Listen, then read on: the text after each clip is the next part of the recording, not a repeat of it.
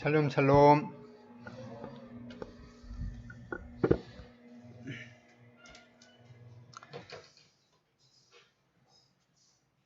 바야흐로 요즘에는 그 결혼 시즌인 것 같습니다. 일주일마다 거의 이제 결혼 그 소식이 전해지곤 합니다. 약 50년 전만 해도 그 결혼식은 보통 그 신랑 집 그 마당에서 열립니다. 그래서 그 언제 결혼식을 하게 됩니다 하고 이제 청첩장을 이제 알리면은 그 동네 그 주변의 거지들도 수첩에다가 누구누구네 집이 언제 이제 결혼을 하게 된다, 결혼식을 하게 된다 하고 이제 표시를 해두고 그리고 이제 그 거지들은 보통 결혼식이 열리는 2, 3일 전부터 이제 굶습니다. 결혼식 잔치에 가서 이제 그 먹고 싶은 음식을 이제 마음껏 먹으려고 2, 3일 굶었다가 이렇게 가기도 합니다. 그리고 결혼식에 초청도 안 했는데도 보통 그 결혼식이 열리는 마당 그 한 구석에서 음식을 이제 실컷 이제 먹고 거기서 끝나는 것이 아니라 이제 결혼식 음식을 이제 싸가지고 옵니다.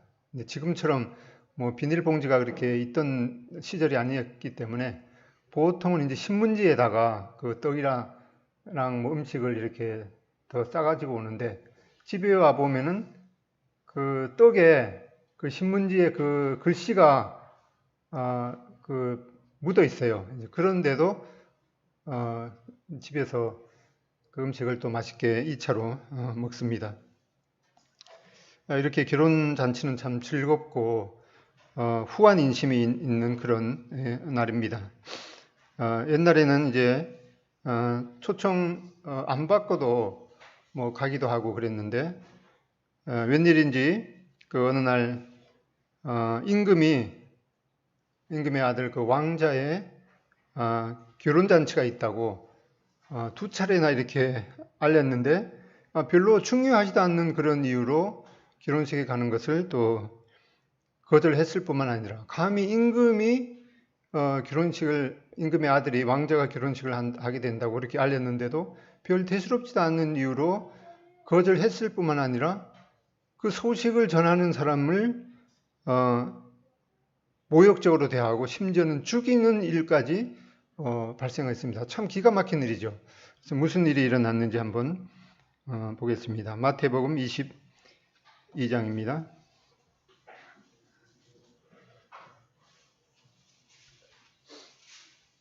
신약 성경 37쪽입니다.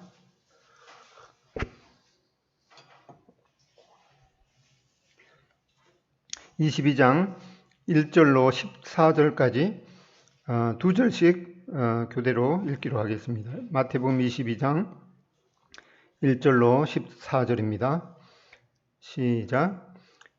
예수께서 다시 비유로 대답하여 이르시되 천국은 마치 자기 아들을 위하여 혼인잔치를 베푼 어떤 임금과 같으니 그 종들을 보내어 그 청한 사람들을 혼인잔치에 오라 하였더니 오기를 싫어하거늘 다시 다른 종들을 보내어 이르되 청한 사람들에게 이르기를 내가 옷잔을 준비하되 나의 소와 살찐 짐승을 잡고 모든 것을 갖추었으니 혼인잔치에 오소서 하라 하였더니 그들이 돌아보지도 않고 한 사람은 자기 밭으로 한 사람은 자기 사업으로 가고.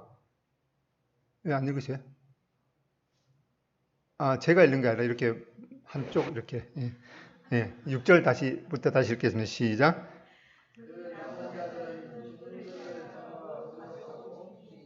임금이 도하여 군대를 보내어 그 사랑하는 자들을 진멸하고 그 동네를 불사르고 이에 종들에게 이르되 혼인잔치는 준비되었으나 청한 사람들은 함께 아니하니 내 그리 길에 가서 사람을 만나는 대로 혼인잔치에 청하여 오라 한대 종들이 길에 나가 악한 자나 선한 자나 만나는 대로 모두 데려오니 혼인잔치에 손님이 가득한지라. 임금이 손을 들어올세 거기서 예복을 입지 않은 한 사람을 보고 이르되 충구여 어찌하여 예복을 입지 않고 여기 들어왔느냐 하니 그가 아무 말도 못하거늘 임금이 사원들에게 말하되 그 손발을 묶어 바깥 어두운 데에 내던지라. 거기서 슬피 울며 이를 갈게 되리라 하니라. 만때 택함을 입은 자는 적으니라. 네, 그래서 여기 14절에 보면은 이 결혼잔치에 청함을 받은 자는 많되 택함을 입은 자는 적으니라. 이렇게 말씀하고 있습니다. 그래서 오늘 말씀 제목이 청함을 받은 자와 이 택함을 받은 자입니다. 이 마태복음의 천국에 대한 그 비유를 몇 번 말씀드렸는데, 그 마태복음에서 이 천국이라는 말은 이제 하늘천 나라국이죠. 그러니까 천국이 이제 하늘나라, 우리말로 하면 하늘나라라는 이 말은 이 하나님이 통치하시는 나라라는 뜻입니다. 모든 성도들은 이 세상을 떠나서 하나님이 계신 실제의 그 천국으로 가게 될 것입니다. 빌립보서 3장 20절에 또 보면은 그러나 우리의 시민권은 하늘에 있는지라 거기로부터 구원하는 자 곧 주 예수 그리스도를 기다리노니 하고 우리가 가게 될 그 천국에 대해서 분명한 말씀을 해주고 있습니다. 한편 이 마태복음에서 천국에 대한 비유를 말씀하실 때는 예수님을 믿을 때 이미 그 사람에게 이 하늘나라 천국이 임했다라고 말씀하고 있습니다. 하나님의 통치가 그 성도들의 삶에서 시작이 되었고, 즉 하나님이 다스리는 그 왕국 안에서 우리가 살고 있다는 그런 뜻입니다. 마치 이 땅에서 우리가 그 보증금을 내고 천국이라는 집에서 전세로 이제 살고 있다가 예수님께서 이제 재림하시게 되면은 그 전세로 살고 있던 그 천국이 완전히 자기의 소유가 되는 것과 같습니다. 아직 하나님을 믿는 그 믿음 안에 들어오지 않았거나 또 믿음의 그 생활에 대해서 경험이 좀 적은 사람은 이 예수님을 믿는다는 것이 많은 것들을 이제 포기하는 그런 것으로 생각할 수가 있습니다. 분명히 버려야 할 것들이 있기는 합니다. 그런데 우리가 아주 어렸을 때 애지중지하던 그런 것들이 대부분 보면은 뭐 하찮은 것들이죠. 제가 10살 무렵에 제가 제일 중요하게 여기 10살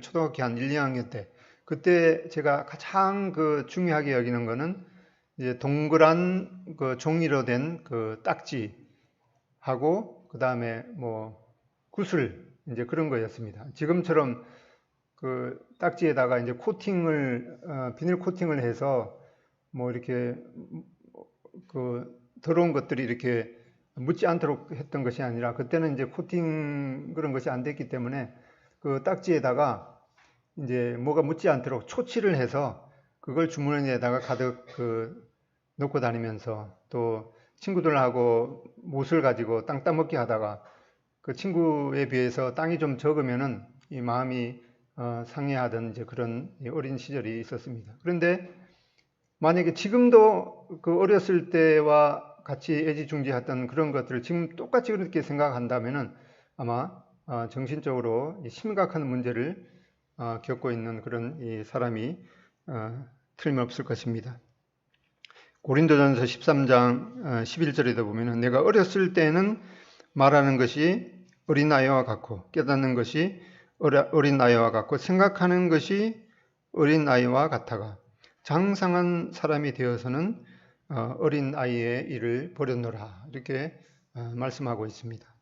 그래서 우물 안에 있던 개구리가 그 우물 안에 있는 세상이 이 전부인 것처럼 그렇게 생각하다가 이제 우물 바깥에도 이 얼마나 넓은 세상이 있는가를 이제 알고서 자기의 그 어리석은 생각을 버리는 것이죠. 성경에는 이렇게 이 잔치에 대한 이야기가 여러 번 나옵니다. 심지어는 이제 창세기 처음에 보면은 그 아담과 하와의 이 결혼식이 있습니다. 그리고 성경 맨 마지막에 요한계시록에도 어린 양, 신랑 대신 어린 양 예수 그리스도의 와 또 신부되는 교회와의 그런 그 결혼식이 있습니다. 예수님께서도 이 땅에서 그 공생애의 처음 시작을 결혼잔치에 참석을 하셔서 거기에서 이제 그 결혼잔치를 이제 축하하는 그 포도주가 모자랐을 때 물을 포도주로 만드는, 그래서 그 결혼식의 분위기를 아주 즐겁게 하셨던 그런 표적을 행하셨던 것을 보게 됩니다. 이 하나님을 믿는다는 것은 이렇게 하찮고 이 값어치 없는 것들을 기꺼이 버리고 또 영원하고 참된 가치가 있는 것들을 선택하는 것입니다. 이것이 정말 당연한 일이고 또 우리가 가져야 될 그런 이 지혜인 것이 분명합니다.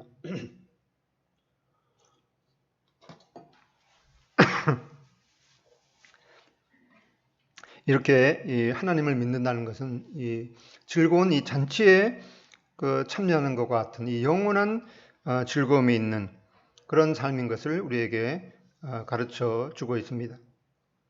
이 본문 우리가 22장 마태복음 22장 1절로 14절까지 읽었는데 이 절반씩 이렇게 나누어서 살펴보면은 그 1절부터 7절까지는 이제 그 결혼잔치에 초청을 했는데 오지 않은 사람들에 대한 그 이야기를 말씀해 주고 있고, 또 후반부 7절부터 이제 14절까지는 이 잔치에 온 사람들에 대한 이야기를 말씀해 주고 있습니다. 먼저 이 본문의 전반부에 있는 이 결혼잔치에 초대에 응하지 않는 그런 이 자들을 살펴보겠습니다. 우리가 읽었던 이 마태복음 22장의 혼인잔치 비유에 대한 이야기가 누가복음 14장에도 이제 나오는데 그 내용이 완전히 똑같은 것은 아니고 그 상호 보완적으로 기록이 되어 있습니다.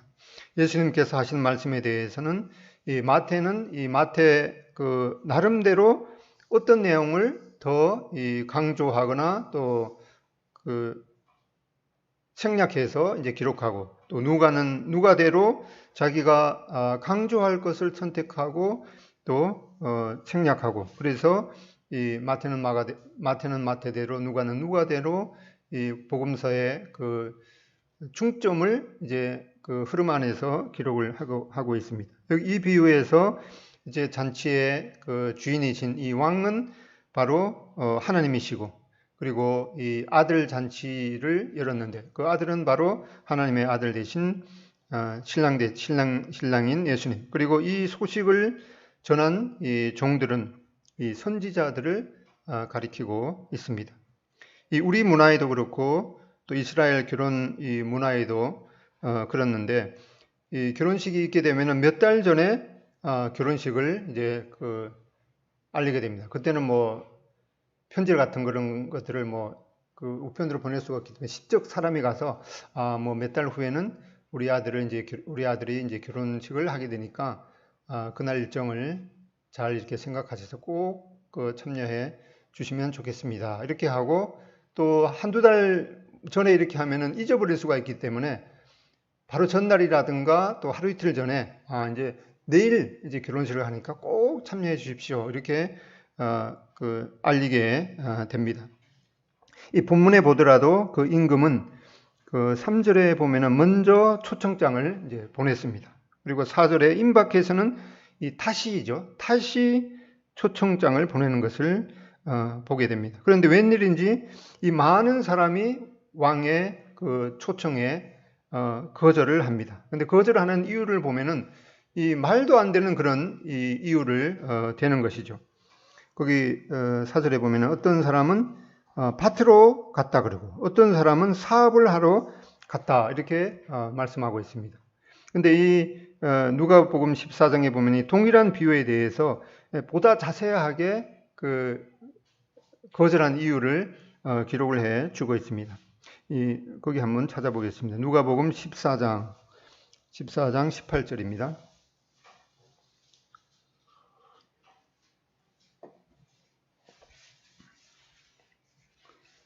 14장 누가복음 14장 18절 19절 한번 18절로 20절까지 한번 읽어보겠습니다. 시작. 다 일치하게 사용하여 한 사람은 이르되 나는 밭을 샀음에 아무래도 나가 보아야 하겠으니 청건대에 나를 양해하도록 하라 하고, 또 한 사람은 이르되 나는 소 5겨리를 샀음에 시험하러 가니 청건대 나를 양해하도록 하라 하고, 또 한 사람은 이르되 나는 장가 들었으니 그러므로 가지 못하겠노라 하는지라. 변명이 참 기가 막힌 이 하찮은 그런 변명이죠. 첫 번째 변명한 자는 나는 밭을 샀기 때문에 아무래도 밭에 나가 봐야겠습니다. 근데 이 결혼 잔치가 보통 결혼 잔치가 아니죠. 그 임금이 초청장을 보내는 건데 밭을 샀으니까 나 지금 밭에 나가 봐야 됩니다. 이게 말도 안 되는 그런 그 변명이죠. 밭이 뭐 그날 안 간다고 해서 밭이 어디 도망가거나 다른 사람 명의로 바뀌는 것도 아닌데 그런 변명을 했습니다. 그다음에 두 번째 사람은 나는 소 5쌍을 샀으니까 오늘 시험하러 나가봐야겠습니다. 그래서 임금이 초청한 그 결혼잔치에 못 가겠습니다. 이 소 5마리를 샀으면 뭐 꼭 그날 해야 되는 것이 아니라 이게 갑자기 이렇게 한 것이 아니라 몇 달 전에 미리 그 소식을 전했거든요. 그리고 하루 전에 또 했으면은 잊어버렸을지라도 내가 오늘 잊고 있었네. 그래서 소 사는 것은 하루 뒤로 미루고 내가 임금의 잔치에 가야지. 이렇게 하는 것이 마땅한 것인데도 이 두 번째 사람은 이렇게 말도 안 되는 변명을 했습니다. 세 번째 사람은 나는 장가 들었으니 임금의 초청에 못 가겠습니다. 이 자기가 임금의 왕자가 결혼하는 그날 자기가 한다고 해서 결혼 날이 겹치는 것이 아니고 이미 결혼한 사람입니다. 그러면은 임금이 초청했으니까 얼마나 좋아요. 새 신부 데리고 요리도 안 해도 되겠다. 가면은 맛있는 음식을 먹을 수 있겠다. 얼마나 좋은 기회인데도 나는 장가 들었으니까 결혼식에 못 가겠습니다. 이렇게 변명한 것이 도저히 이해가 되지 않습니다. 이 결혼식은 이웃집 결혼잔치도 아니고 또 임금이 그 앞에 보면은 소와 살찐 짐승을 잡고 이 모든 것을 갖추었다라고 2번이나 초청을 했는데도 이 말도 안 되는 그런 변명을 했던 것을 보게 됩니다. 그런데 이렇게 변명거리도 안 되는 것으로 임금의 초청을 거절한 사람이 있는가 하면은 다음 사람은 더 기가 막힙니다. 6절, 7절에 보면은 마태복음 22장 6절, 7절에 보면은 그 남은 자들은 종들을 잡아 모욕하고 죽이니 임금이 노하여 군대를 보내어 그 살인한 자를 진멸하고 그 동네를 불사르고. 결혼식에 안 가면 그만이지 왜 소식을 전하러 온 사람을 잡아서 모욕하고 심지어는 죽이기까지 했습니다. 이게 도저히 이해가 되지 않는 것이죠. 그래서 7절에 이 임금도 노해서 살인하는 자를 진멸하고 그 동네를 불살랐다고 이렇게 말씀했습니다. 예수님께서 이 천국에 대한 이 비유, 이 왕국에 대한 비유를 말씀하셨는데 이 이야기의 줄거리가 역사적으로 정확히 일어났던 것을 보게 됩니다. 그리고 오늘날에도 동일하게 적용이 되는 것을 보게 됩니다. 구약 성경에서 이 구원자가 되시는 예수 그리스도를 보내신다는 약속을 이제 오래전부터 여러 선지자들을 통해서 알리셨습니다. 그 내용이 우리가 구약 성경에 기록이 되어 있는 것입니다. 그리고 드디어 때가 차서 이제 예수님이 오시게 되는 시기가 임박했을 때 또 다른 선지자들을 보내서 또 여러 사람들을 통해서 예수 그리스도의 이 오심을 알렸습니다. 그런데 요한복음 1장에 기록하고 있는 대로 예수님께서 자기 땅에 왔지만은 자기 백성이 영접지 아니했다고 말씀하고 있습니다. 구약 성경의 약속대로 예수님께서 이 땅에 오셔서 말씀하시기를 내가 곧 길이요 진리요 생명이다 이렇게 말씀하셨습니다. 이 영원한 생명을 얻게 되는 길은 유일한 길이고 또 예수님께서 유일한 진리시고 또 영원한 생명을 얻게 되는 그 근본이 바로 예수님인 것을 말씀하셨지만 사람들은 눈이 어두워서 예수님 안에 있는 예수님 안에 숨겨진 그 하나님의 영광을 보지 못하고 예수님을 모욕하고 결국에 있어서는 예수님을 십자가에 매달아 죽이는 일이 일어났습니다. 예수님께서는 이 하나님의 놀라운 능력으로 죽은 지 3일 만에 부활하셨습니다. 그런데 그 이후에도 이 기쁜 소식을 전하는 많은 이 복음 전하는 사람을 모욕적으로 대하고 죽이는 일이 계속되어 왔고 지금도 예수님의 그 놀라운 복음의 소식을 전하는 사람들을 그런 그 선교사들을 죽이고 또 핍박하는 그러한 일들이 지금도 계속해서 일어나고 있습니다. 이렇게 예수님을 십자가에 죽이면서 그 유대인들은 뭐라고 했는가 하니까 아주 농담조로 예수님을 십자가에 단 그 죄를 우리와 우리 자손에게 돌리려면 돌려라 이렇게 농담조로 얘기했는데 그 농담조로 얘기했던 그 말씀 그대로 AD 70년에 로마 그 타이터스 장군에 의해서 예루살렘 도시와 이 성전이 완전히 불타고 마태복음 24장에 예수님께서 말씀하신 대로 예루살렘 성전이 돌 하나도 돌 위에 남김없이 다 무너뜨려졌던 그런 역사를 보게 됩니다. 그 이후에 이 예수님을 십자가에 단 그 창본인인 이스라엘 민족은 거의 2000년 동안이나 나라도 없이 온 세상에 뿔뿔이 흩어져서 지내면서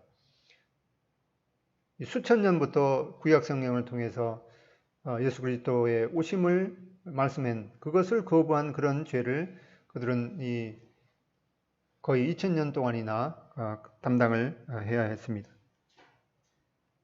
우리들도 대부분의 사람들이 예수님을 믿기 전에 예수님을 믿는 그런 사람들에 대해서 좋지 않은 그런 그 생각을 가졌고 심지어는 자기 자신에게 복음을 전하는 그런 사람들을 핍박하기도 하고 또 모욕적으로 대했던 그런 경험이 있으실 것입니다. 이제 8절부터 보면은 이에 종들에게 이르되 혼인잔치는 준비되었으나 청한 사람은 합당하지 아니하니 내 거리 길에 가서 사람을 만나는 대로 혼인잔치에 청하여 오라 한데 종들이 길에 나가 악한 자나 선한 자나 만나는 대로 모두 데려오니 혼인잔치에 손님들이 가득한지라. 하나님께서는 이스라엘 백성들을 이 하나님의 그 손민으로 선택하시고 하나님의 뜻을 그들에게 보이셨습니다. 그런데 그 이스라엘 민족은 하나님이 보내신 그 메시아를 거절했기 때문에 이 청함 받은 사람에 합당하지 못했습니다. 그래서 여기 임금이 내거리에 가서 사람을 만나는 대로 혼인잔치에 초청했습니다. 만나는 사람마다 초청을 했기 때문에 그 가운데는 악한 자도 있었고 또 선한 자도 있어서 이 혼인잔치에 이제 손님이 가득하게 되었다라고 말씀하고 있습니다. 근데 이 내용을 기록하고 있는 누가복음 14장 27절 그 말씀을 지금 개정 성경이 아니라 옛날 개역 성경으로 읽기에는 조금 섬뜩해요. 한번 옛날 개역 성경으로 읽어드리면은 빨리 시내의 거리와 골목으로 가서 가난한 자들과 이거죠. 21절 종이 돌아와 주인에게 그대로 구하니 이에 집주인이 노하여 그 종에게 이르되 빨리 시내 거리와 골목으로 가서 가난한 자들과 병신들과 소경들과 저는 자들을 데려오라 하니, 이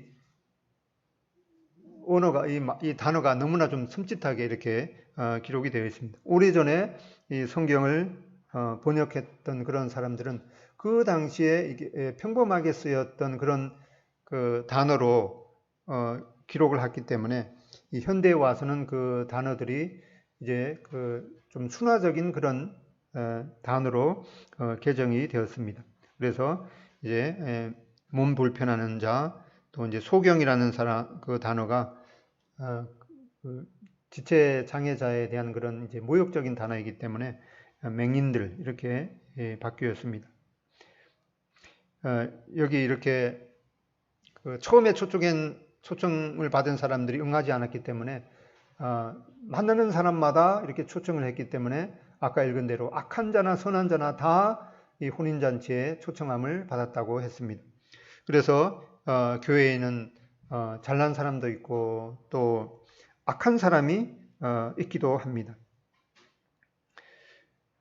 그래서 저를 포함해서 교회에 온 모든 사람들이 용서함 받은 죄인이기 때문에 죄인들이 모인 이 교회도 문제가 많을 수밖에 없습니다. 그래서 그런 이 문제들을 이제 하나님의 말씀으로 우리가 해결하고 그 예수님이 말씀하신 그 말씀대로 살기를 원하는 사람들이 모인 곳이 교회이지 착한 사람들만 모인 것이 아닌 것을 우리는 이 말씀을 통해서도 보게 됩니다. 그러나 이 초청함을 받은 이 악한 사람들과 이 초청함을 거절한 선한 사람들의 영원한 운명은 이 천지차가 되는 것을 보게 됩니다. 지금도 사람들에게 전도하면은 사람들은 이 썩어 없어질 그런 육체적인 일만 추구하면서 영원한 자신의 그 영혼에 대해서는 관심을 두지 않고 있습니다. 이 중동에서도 보통 이제 높은 사람이 결혼잔치에 그 초청할 때에는 그 결혼식에 합당한 그 예복까지도 그 나누어 준다고 합니다. 그래서 본문에 보면은 임금이 초청장을 보냈기 때문에 당연히 그 임금의 그 신분에 걸맞는 그런 이 예복까지도 함께 보냈을 것입니다. 근데 이 말씀에 보면은 한 사람이 임금이 보낸 그 예복을 입지 않고 아마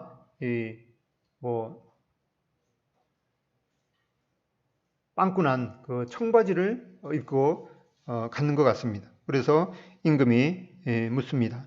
친구여, 어찌 예복을 입지 않고 여기에 들어왔는가? 이렇게 물었습니다. 그 사람이 아무 말도 못했다고 말씀하고 있습니다. 전에 성경에는 이 아무 말도 못하거늘 이것이 이제 그 유구무원이언을 이렇게 그 기록이 되었어요. 입이 있으되 말은 할 수 없었다라는 그런 뜻이죠. 아마 이 예복을 입지 않은 이 한 사람을 말씀하고 있는데 예수님께서는 이 말씀을 하시면서 예수님과 같이 3년이나 같이 지내면서 이 자기 생각에 빠져서 마음으로는 예수님을 믿지 않고 있던 이 가롯 유다를 생각하셨을 것입니다. 이 예복이 도대체 무엇이겠습니까? 우리는 성경 다른 곳에서 이 예복이 무엇인지 알 수가 있습니다. 먼저 이 옷은 1차적으로 수치를 가려줄 뿐만 아니라 그 위치에 걸맞는 그런 그 품격을 나타내는 것이죠. 아담과 하와가 에돔 동산에서 범죄하고 이 벗은 것을 부끄러워해서 그들은 스스로 이 무화과 나무 잎을 엮어서 그 수치를 가렸습니다. 그런데 한나절 이제 그 사용하다가 보면은 그 잎이 말라서 또 다시 수치가 드러났습니다. 그래서 아까 예배 시간에 읽었던 이사야서 64장 6절에 있는 말씀대로 무릇 우리는 다 부정한 자 같아서 우리의 의는 다 더러운 옷 같으며 우리는 다 잎사귀 같이 시들므로 우리의 죄악이 바람같이 우리를 몰아가나이다 라고 말씀하고 있습니다. 그렇습니다. 우리는 우리 방법대로 이 죄를 가릴 수도 이 죄를 용서받을 수도 없습니다. 하나님께서는 아담과 하와에게 짐승을 잡아서 가죽 옷을 입히셨다고 말씀하고 있습니다. 이것은 평생 동안 그들의 수치를 가릴 수 있는 그런 옷입니다. 또 이사야서 61장 10절에 보면은 이는 그가 구원의 옷을 내게 입히시며 신부가 자기 보석으로 단장함 같게 하셨다라고 말씀하고 있습니다. 또한 갈라디아서 3장 27절에 보면은 누구든지 그리스도와 합하기 위하여 세례를 침례를 받은 자는 그리스도로 옷 입었느니라 라고 말씀하고 있습니다. 이 예복은 바로 임금이 그 결혼잔치에 입고 오라고 보냈던 그 예복이며 바로 그것은 하나님께서 베푸신 이 구원에 오신 것을 보게 됩니다. 예수 그리스도께서 우리 대신 그 십자가의 죽으심으로 이 죄값을 치르신 그 하나님의 놀라운 은혜를 의지하는 그런 믿음에 오신 것을 보게 됩니다. 자기가 멋지다고 하는 그런 옷을 입는 것이 아니라 하나님께서 마련해 주신 그런 구원의 옷을 입어야 하는 것입니다. 이 임금의 초청에 응해서 혼인잔치에 이렇게 참석하기는 했지만은 임금이 보낸 그런 예복을 입지 않은 사람이 있습니다. 하나님의 은혜를 경험할 수 있는 이러한 그 기회인 이 교회에 참석을 하게 되지만은 하나님이 말씀하신 이 구원의 옷을 입지 않고 자기의 선한 행위로 하나님께 인정받으라고 하는 그런 사람이 오늘날에도 여전히 있습니다. 이렇게 끝까지 자기 스타일을 고집하는 사람의 결과가 어떻게 되겠습니까? 마태복음 22장 13절에 보면은 임금이 서한들에게 말하되 그 손발을 묶고 바깥 어두운 데에 내던지라. 거기서 슬피 울며 이를 갈게 되리라 하니라. 이 사람은 천국의 문턱까지 이제 그 결혼잔치에 참석하는 이 천국의 문턱까지 왔다가 못 들어간 안타까운 그런 상황입니다. 왜 그랬겠습니까? 바로 임금의 뜻을 따르지 않고 자기 스타일을 고집했기 때문일 것입니다. 오늘날에도 이렇게 어리석은 그런 그 사람이 많습니다. 청함을 받은 사람은 많지만 이렇게 택함을 받은 자가 적다라고 말씀하고 있습니다. 이렇게 하찮은 것을 이유로 하나님의 초청에 거부하는 그런 사람의 어리석음을 우리는 따라가지 말아야겠습니다. 또한 자기 스타일을 고집함으로 하나님께서 마련해주는 그런 구원의 길을 거부하는 그런 어리석음을 범하지 말아야겠습니다. 우리의 그 인생은 질그릇 항아리에다가 이제 많은 것을 이제 담는 이제 그런 것과 같습니다. 질그릇 항아리가 있고 거기에다가 이제 많은 것을 이제 집어넣어야 되는데 예를 들어서 이제 그 조금 큰 덩어리로 된 그런 이제 돌멩이가 있습니다. 그리고 조금 작은 이제 그 자갈이 또 있습니다. 그리고 또 이제 그 고운 이제 모래들이 있고 또 물이 있습니다. 그런데 이 대여섯 가지를 그 항아리다가 이제 다 집어 넣으려고 하면은 어떻게 해야겠습니까? 순서가 필요하죠. 제일 처음에 바닥에다가 이제 그 고운 모래를 깔고 그 다음에 또 자잘한 그런 이제 자갈을 깔고 그 위에다가 이제 큰 돌을 이제 올려놓고 그러면은 다 들어가지 않겠죠. 어떻게 해야겠습니까? 제일 처음에 뭘 넣어야겠습니까?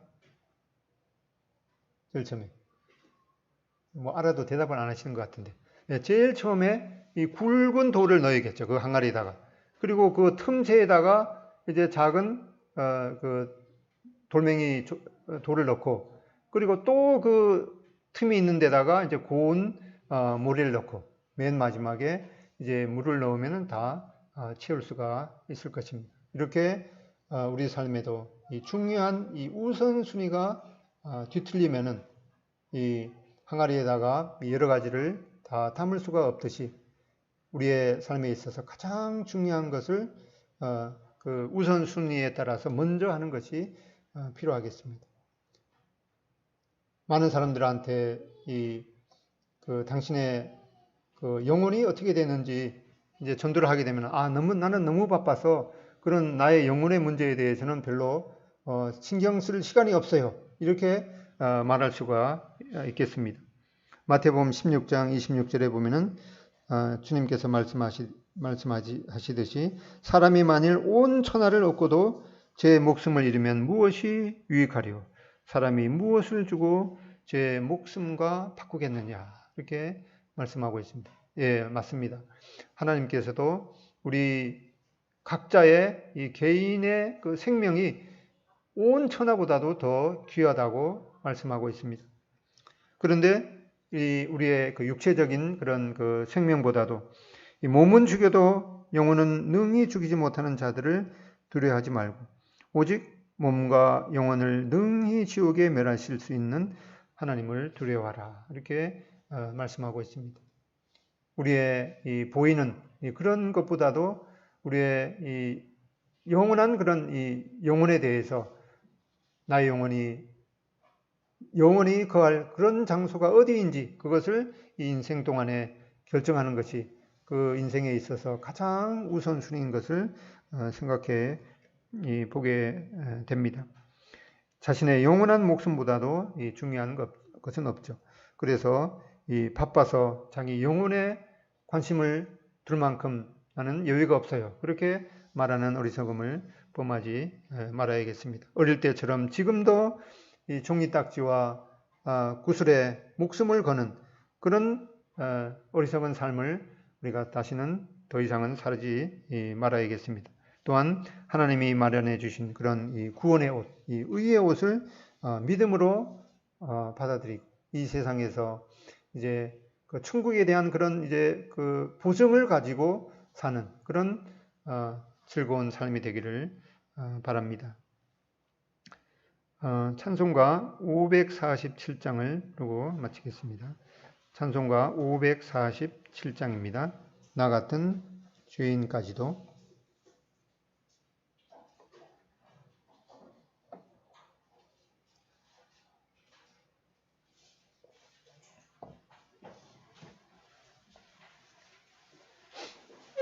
(547장)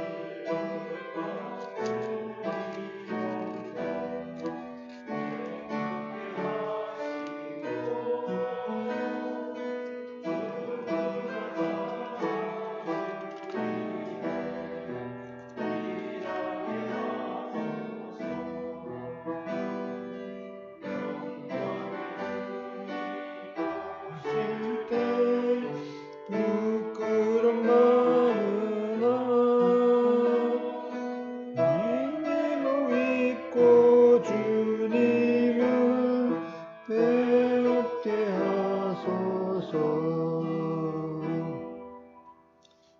예, 기도하고 마치겠습니다.